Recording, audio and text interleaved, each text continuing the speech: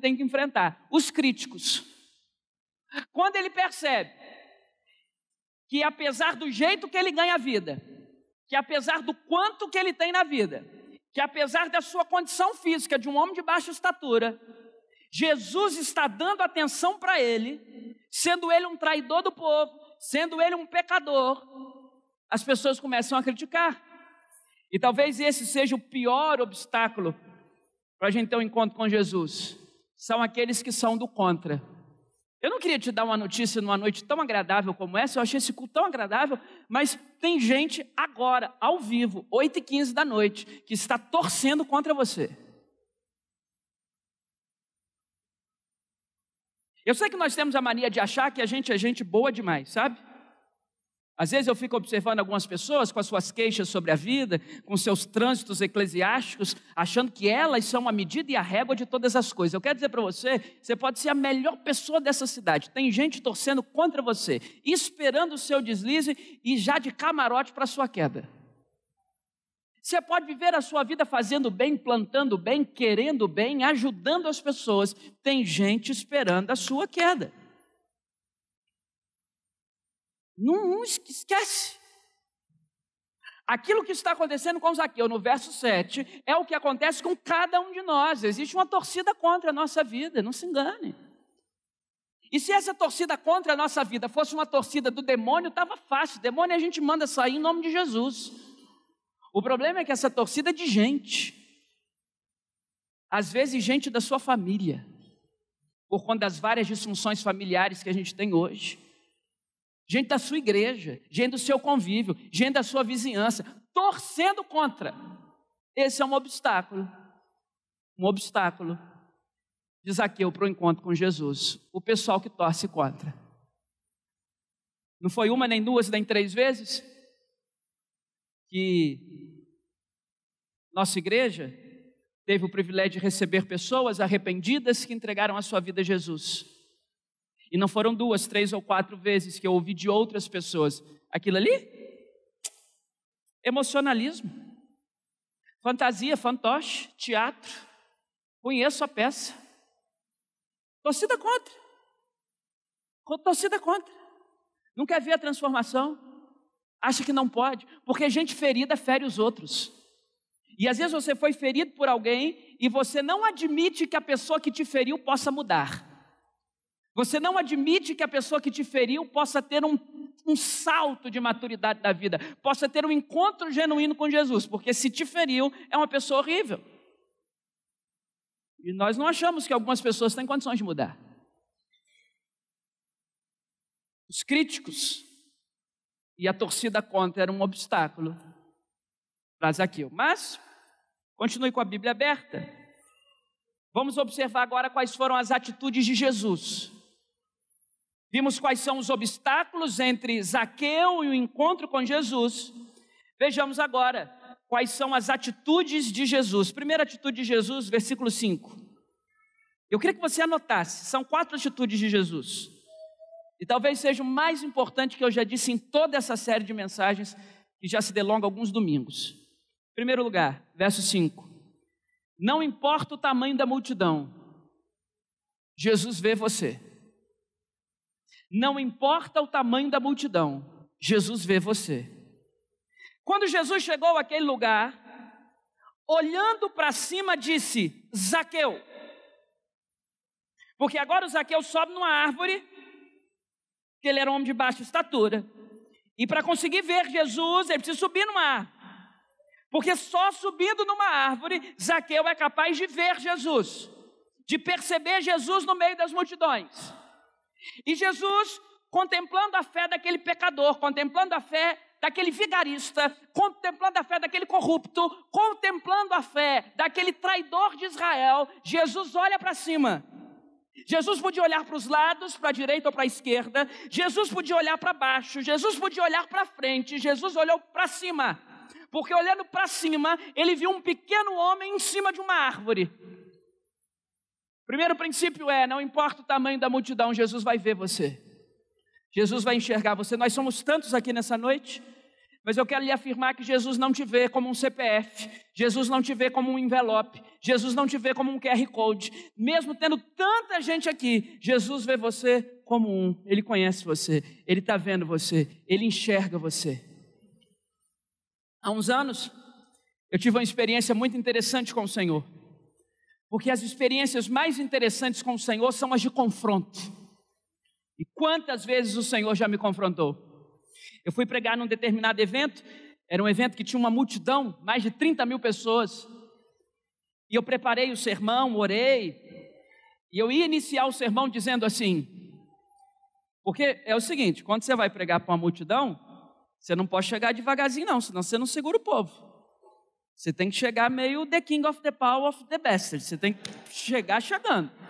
E aí eu preparei o início do meu sermão, eu já vou chegar e vou dizer, eu vim aqui nessa noite dizer para vocês que Jesus te ama e eu também. Coisa linda, isso é um espetáculo. E na hora que estava tudo certo, anunciaram que era para eu falar, eu estou com o microfone na mão, minha esposa estava comigo, sentadinha ali do lado, eu quero falar para vocês que Jesus te ama e eu também. Vem a voz de Deus e fala comigo, isso é mentira. Falei, e já estava na hora de entrar, sabe? Eu falei, mas Jesus, o senhor não ama eles? Amo, mas você não. Você nem conhece essa gente, Rafael. Você nunca nem viu. Você nem conhece essa gente. Você nunca viu essa gente, que história é essa? Eu também te amo. Nunca viu esse povo. Nunca viu essa gente. Eu falei, Senhor, mas é um início tão bacana. Você pode iniciar seu sermão mentindo. Eu falei, não dá, né? Pastor mentiroso não combina. Eu falei, como é que vai ser, Jesus? Eu falei, a verdade. Eu falei, a verdade é, Jesus te ama, mas eu não. Aí eu perco o povo na hora, irmãos. Jesus, eu vim aqui te dizer que Jesus te ama e eu não te conheço. Eu falei, não, então fala só uma parte. Irmãos, eu vim aqui nessa noite dizer que Jesus ama vocês. Essa é a verdade. Acabou ali. Sabe por quê? Porque só Jesus pode olhar para uma multidão e dizer, eu amo você, eu amo você, eu amo você, eu amo você, eu amo você. Ninguém mais nesse mundo pode, com sinceridade de coração, com verdade. Você pode ser a pessoa mais piedosa, você pode ser o crente mais experimentado, você pode ser uma criatura semi-angelical que nos honra com a presença nessa noite. Ninguém pode olhar para uma multidão e dizer assim, eu amo vocês, se esse alguém não for Jesus. Jesus é o único que tem o direito, a hombridade, o brio, a dignidade de olhar para uma multidão e dizer, eu amo vocês, eu morri por vocês, eu ressuscitei por vocês, e presta atenção, gente que tem medo do futuro, eu vou voltar por vocês. Aleluia. Jesus tem essa autoridade. Então não importa o tamanho da multidão, Jesus vê você. Não importa quantas pessoas estejam ao seu redor, um fluxo nesse mundo cheio de informações, você não sabe mais o que é verdade, o que é mentira. Esses dias um pastor amigo meu, nesse negócio de inteligência artificial, pegaram o rosto dele, preste atenção ao mundo que a gente está vivendo, irmãos, pegaram o rosto dele, movimentando a boca dele, e fizeram um vídeo como se ele estivesse gravando, pedindo dinheiro, e mandaram para várias pessoas, dentre as quais eu, só que eu conheço esse colega, ele não ia pedir dinheiro assim, só que é um vídeo. Gente, a pessoa agora pode pegar a sua cara e botar você dizendo o que você não disse. Isso não vai mudar, chegou para ficar. Sabe o que a gente pode fazer? Fortalecer o nosso caráter e a nossa postura, para quem vê, te conhecer e falar, é mentira. Quando eu olhei aquilo ali, eu falei, é mentira. Só que também, entre nós pastores, há uma licença poética para brincar.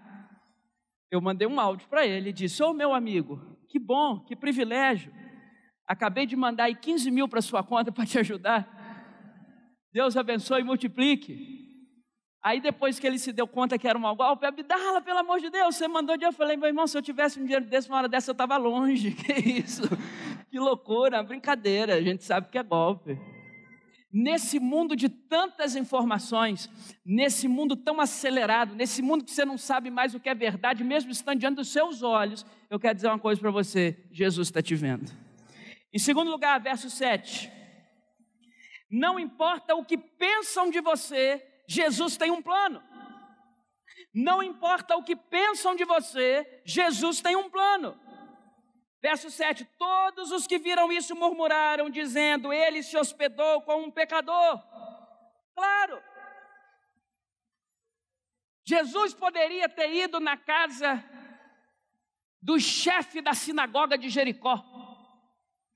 Jesus poderia ter ido na casa de um religioso de Jericó. Jesus poderia ter ido na casa de um grande beneplácito de Jericó, de um filantropo, de uma pessoa de moral ilibada. Ele vai na casa de um corrupto, ele vai na casa de um vigarista, de um sujeito que ganha vida extorquindo seus irmãos. E o povo começa a dizer assim: olha onde que Jesus foi. Jesus foi na casa do maioral dos traidores. Jesus foi na casa do traidor do nosso povo. Jesus foi na casa do homem que arranca o nosso dinheiro para mandar para Roma. Jesus está nessa casa. Qual é o segundo princípio? Não importam o que pensam de você, Jesus tem um plano. Jesus não entra naquela casa dizendo: eu concordo com o que você faz. Jesus entra naquela casa dizendo: eu tenho um plano para a sua vida. Jesus não entra naquela casa subscrevendo a cartilha de atitudes de Zaqueu. Jesus entra naquela casa dizendo: eu não desisti de você, eu tenho um plano para você. E aí chegamos aqui nessa noite. Talvez nessas tantas pessoas que estão aqui, haja gente com a vida toda marcada, toda retalhada, tomou tantas escolhas erradas na sua vida. Talvez você não seja um corrupto como Zaqueu, mas corrompeu o seu corpo, corrompeu sua dignidade, corrompeu sua alma. Eu quero dizer que não importa o que falam de você, Jesus tem um plano. Não importa o que dizem sobre você, Jesus tem um plano. Terceiro, versículo 5. Não importa o que você fez ontem, Jesus quer entrar na sua casa. Não importa o que você fez ontem, Jesus quer entrar na sua casa. Diz o verso 5 assim: quando Jesus chegou naquele lugar, olhando para cima, disse: Zaqueu, desce depressa, pois me convém ficar hoje em tua casa. Eu te desafio a ler todo o Novo Testamento. E essa é a única vez que Jesus te oferece para ir na casa de alguém. Na casa de Jairo, ele foi a convite de Jairo. Na casa de Simão fariseu, ele foi a convite de Simão fariseu. Na casa de Lázaro, Marta e Maria, ele foi a convite de Lázaro, Marta e Maria em Betânia. Isso aqui é um registro peculiar de Jesus se oferecendo para ir na casa de alguém. Isso não é comum. Até porque todos nós aqui, razoavelmente elegantes, somos contra o autoconvite. Você não se convida. Se convidar não é elegante. Às vezes tem alguns colegas pastores, eu estou indo por aí, eles falam assim: eu queria ir lá pregar na sua igreja. Já vai para a lista de quem não vai vir nunca. Nem que a vaca tussa. Existe autoconvite no reino de Deus? Esses dias um falou para mim que tinha uma palavra para dar à nossa igreja aqui. Eu falei: me passa, eu falo. Domingo eu estou lá. É bom que é menos um esboço para preparar, né? Irmãos, preparar uma mensagem leva horas. Se o cara tem uma palavra pronta, pode me dar, estou aqui para isso.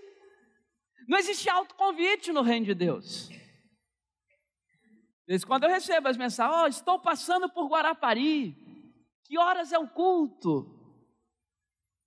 É você que prega? Eu trouxe o meu blazer. Calma, irmão, não existe autoconvite no reino de Deus. A hora de todo mundo chega.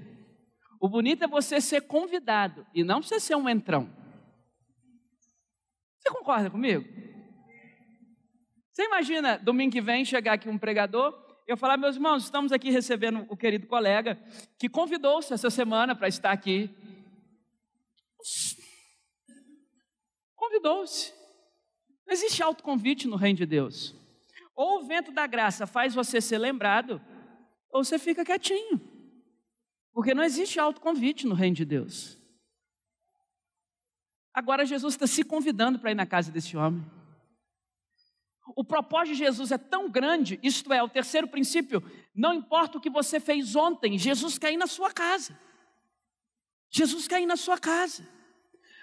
O milagre desse texto, muito mais do que um homem baixo subir um sicômoro, subir uma árvore, é que Jesus se convida para ir na casa de uma pessoa. Porque ao contrário do que você possa imaginar, grave isso no seu coração. Não foi Zaqueu que encontrou Jesus. Jesus encontrou Zaqueu. Não era Jesus o perdido, Zaqueu estava perdido, precisando ser encontrado. Não importa o que você fez ontem, Jesus quer estar na sua casa. Pois me convém ficar hoje em tua casa. Ah, como eu queria que Jesus dissesse isso para mim. Todas as vezes que Jesus passou lá em casa foi a meu convite. Mas eu peço que eu encontre graça aos olhos dele, para que ele entre sem bater. Para que ele se sinta tão à vontade na minha casa e na minha família, que ele se sinta no direito de se convidar. Ele vai entrando. Quem sabe essa é uma oração que nós possamos fazer juntos aqui nessa noite. Jesus não precisa bater na porta, não entra, a casa é sua. Só pode entrar.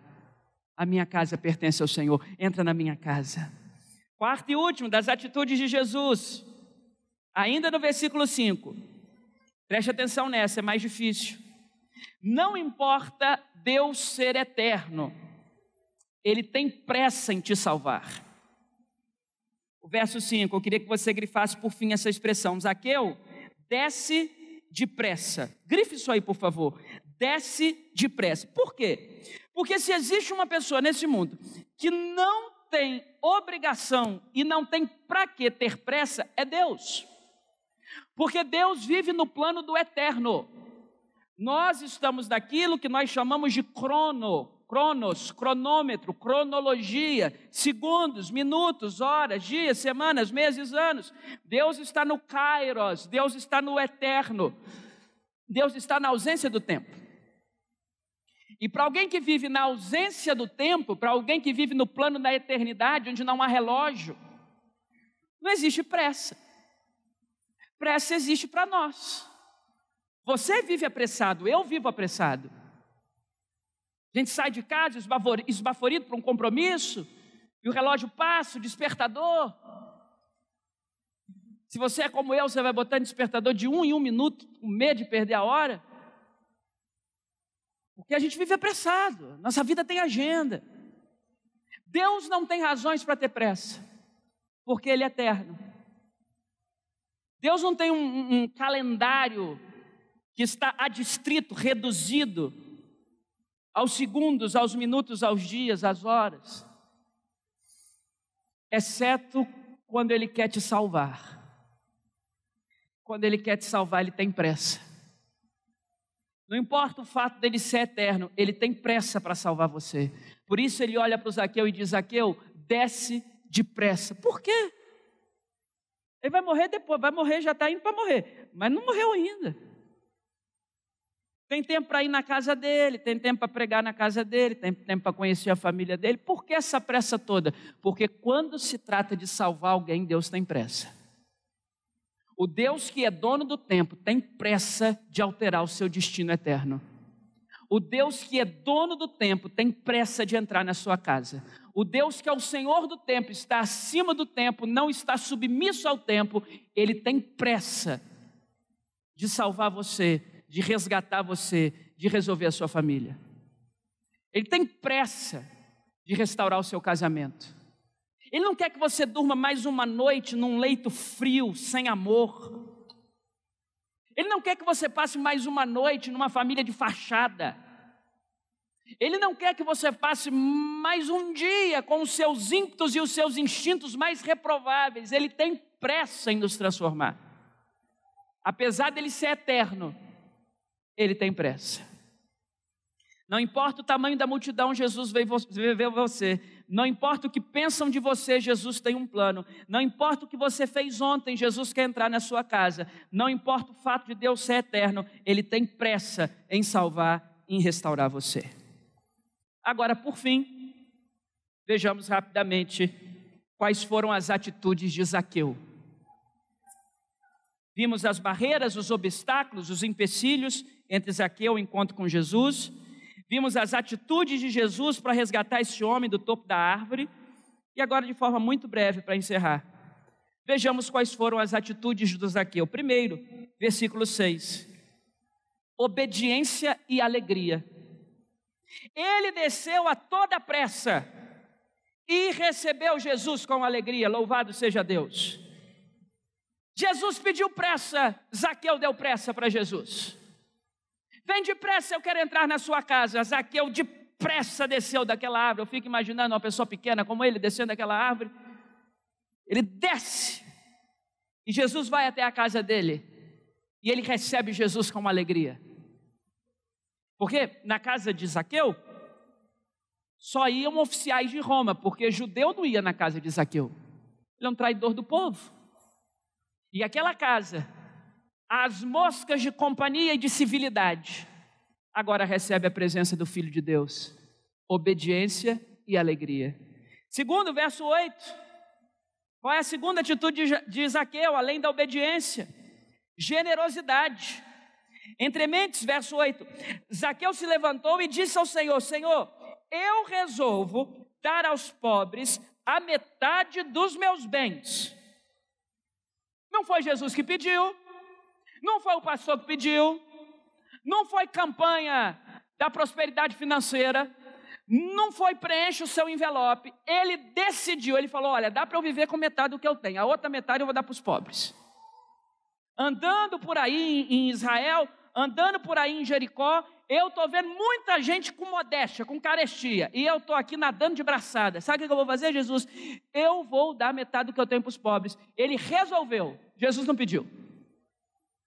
Jesus pediu ao jovem rico, e o jovem rico não quis fazer. Jesus não pediu a Zaqueu, e Zaqueu quis fazer. O jovem rico tinha um currículo moral impecável, Zaqueu tinha um currículo moral desastroso. O jovem rico não foi salvo, Zaqueu foi. Porque Zaqueu foi soprado pela generosidade. A palavra de Deus diz que a alma generosa prosperará. Seja generoso. As medidas que Deus te promove, seja generoso com a sua palavra. Final do capítulo 4 de Atos, diz que Barnabé era um encorajador. Sabe o que isso significa? Ele era generoso com as suas palavras. Talvez você não tenha dinheiro sobrando para dar para os outros. Encoraje pessoas. Não seja um assassino de sonhos, seja um encorajador. A pessoa pode chegar para você com um plano absolutamente louco. Não seja você a pessoa a despertar o caos e a crise. Seja generoso com as suas palavras. Impulsione pessoas. Seja generoso. Às vezes eu tenho reparado por aí que muitas vezes os pais não são generosos em palavras com os seus filhos. A gente fala muito de honrar pai e mãe, isso é um mandamento com promessa. Honrar pai e mãe é marca espiritual, é marca de caráter. Agora, os pais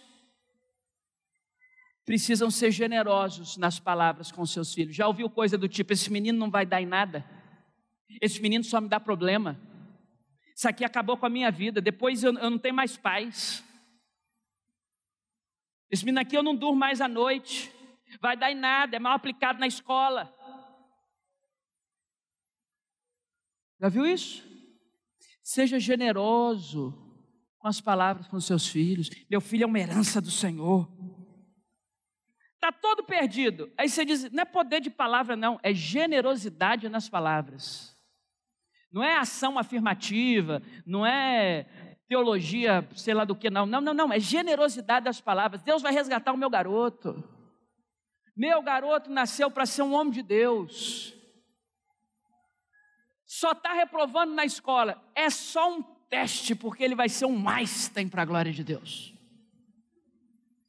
Seja generoso com o seu bolso, seja generoso com as suas palavras. Esse homem é um encostado, já ouviu isso? Aqui não, que todas as irmãs são crentes, mas a gente ouve por aí, nos ambientes ímpios, seculares, esse homem é um encostado, está vendo? Encostado. Não, diga, ele é um pré-trabalhador esforçado. É um pré-trabalhador esforçado. Uma hora vai, uma hora vira. Vamos para frente, vai dar certo. Essa mulher é uma reclamona. Não aguento, está vendo? Ó quem vem aí. Não, seja generoso, que Deus derrame generosidade nas nossas palavras. E por fim, ainda no verso 8, a terceira e última atitude de Zaqueu foi o arrependimento.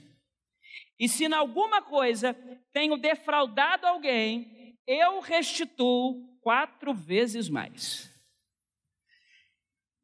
Isso aqui é uma espécie de confissão. Se tenho defraudado, é claro que ele tem defraudado, ele vive disso. A metade dos meus bens que sobrar, eu vou na porta de quem eu roubei e eu vou devolver. O nome disso é arrependimento. Arrependimento requer mudança. Arrependimento requer direção da mente posta para o outro lado. O cara que era idólatra agora larga os seus ídolos. O sujeito que era mentiroso agora para de mentir. O sujeito que era adúltero agora se contenta só com a sua mulher, agora se contenta só com o seu marido. Mudança. Não é uma mera consciência de que estou errado. É uma consciência de que estou errado, seguida por uma mudança comportamental. Eu não vou apenas parar de extorquir do meu povo, eu vou devolver o que eu extorqui. 4 vezes mais. O nome disso é arrependimento. Atenção, casais. Digo isso na autoridade do Espírito Santo. Se fosse minha autoridade, você poderia ir embora daqui. É a autoridade do Espírito Santo. O perdão é algo muito valioso para você jogar fora. Se ao longo da sua caminhada você já foi perdoado, valorize o perdão que recebeu. O perdão é muito valioso para a gente jogar ali fora. Arrependimento significa mudança de comportamento, mudança da direção da mente. Eu era, eu não sou mais. Eu fazia, eu não faço mais. Eu deixei de fazer.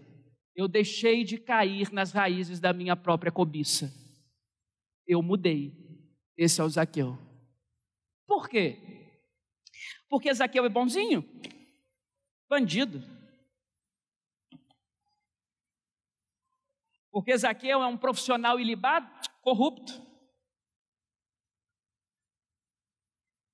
Porque Zaqueu é um rico de cabeça boa? Não, arrogante. Porque Zaqueu teve um encontro com Jesus. E quem tem um encontro com Jesus tem a sua vida transformada. O encontro de Jesus com Zaqueu trouxe obediência, generosidade e arrependimento. Em algum nível, todos nós somos Zaqueu. Em algum nível, todos nós carregamos pecado no nosso coração. Eu quero dizer que hoje você não precisa subir numa árvore. Hoje, a uma oração de distância, você pode ter um encontro com Jesus. Jesus quer encontrar você. Jesus quer salvar você. Jesus quer perdoar você. Temos ao longo desses domingos estudado várias pessoas que tiveram um encontro com Jesus. E talvez essa seja a sua noite de ter um encontro com Jesus. Aquela foi a última vez que Jesus passou por Jericó. Eu espero que não seja a última vez que você tenha essa oportunidade. A igreja com os olhos fechados em oração. Eu quero perguntar a você, se há alguém aqui nessa noite que precisa de um encontro com Jesus e quer entregar a Ele a sua vida. Estenda as suas mãos bem alto para mim, não tem climão, não tem apelação emocional. Eu estou conversando com você. Se você ouviu a palavra de Deus nessa noite, não vamos dispor a constrangimento algum. Eu, você e Deus agora. Estenda as suas mãos e diga: eu estou tendo um encontro com Jesus. Deus te abençoe, meu irmão. Louvado seja o nome do Senhor. Pode abaixar a sua mão. Há mais alguém nessa noite? Na galeria aqui embaixo? Deus te abençoe, querido. Pode abaixar sua mão. Minha senhora, Deus te abençoe. Pode abaixar sua mão. Louvado seja Deus. Deus te abençoe, minha irmã. Pode abaixar sua mão. Ali atrás, senhora. Deus abençoe a senhora. Louvado seja Deus. Há mais alguém nessa noite que quer ter um encontro com Jesus? Deus te abençoe, querida. Jesus te recebe, com certeza. Há mais alguém aqui nessa noite que quer ter um encontro com Jesus? Deus te abençoe, meu querido. Em nome de Jesus. Há mais alguém aqui nessa noite que quer ter um encontro com Jesus? Há mais alguém? Mais uma pessoa? Onde você estiver, aqui embaixo ou na galeria, ali atrás. Deus te abençoe, jovem. O seu Jesus te recebe. Pode abaixar sua mão. Louvado seja Deus. Há mais uma pessoa? Não importa a sua idade. Você quer ter um encontro com Jesus? Deus te abençoe, minha irmã querida. Louvado seja o nome do Cordeiro. Há mais alguma pessoa nessa noite? Na galeria aqui embaixo, que quer ter um encontro com Jesus? Levanta uma de suas mãos, onde você estiver. Jesus está aqui. Ali, lá no fundo da galeria. Louvado seja Deus. Pode abaixar as mãos do irmão. Talvez a sua mão esteja pesando quilos agora. E essa é a minha última chamada. Eu não vou desistir de você. Alguém nessa noite que quer entregar a sua vida a Jesus e se unir a esses tantos? Ali atrás. Louvado seja Deus. Faltava você, jovem. Pode abaixar sua mão. Bendito seja o nome de Jesus. Glorificado seja o Cordeiro. Pai, consagramos cada uma dessas vidas ao Senhor, porque nessa noite se opera salvação nessa casa, assim como se operou salvação na casa de Zaqueu. Ah, Deus bendito, nós somos tão falhos, tão pequenos, tão errantes. A nossa vida é como o pó que o vento leva, mas nós clamamos no poder do nome de Jesus que cada mão levantada seja um nome escrito no livro da vida. Nós clamamos no nome de Jesus que cada mão erguida seja o destino eterno alterado. Obrigado por essas vidas que nessa noite têm um encontro com Jesus. Eu te peço, ó Deus bendito, que o Senhor consolide cada uma dessas decisões, que a tua boa e poderosa mão cele através do Espírito Santo essas vidas. E te somos gratos porque a mensagem do Evangelho continua convencendo o homem do pecado, da justiça e do juízo. Amém. Você que levantou a sua mão, daqui a pouquinho essa celebração vai acabar e eu e uma equipe de pastores estaremos aqui desse lado para te dar uma Bíblia de presente, para anotar o seu nome, o seu telefone, que a gente possa te enviar uma mensagem, falar mais sobre esta igreja. Não vá embora sem passar aqui. Mas eu tenho um segundo e último convite. Queria que você olhasse para mim agora, não se preocupasse com o relógio. Você que quer se comprometer nessa semana de consagração, dizer: Senhor, assim como o Senhor entrou na casa daquele homem, entra na minha casa, entra na minha vida. Essa semana será uma semana de consagração para a minha família.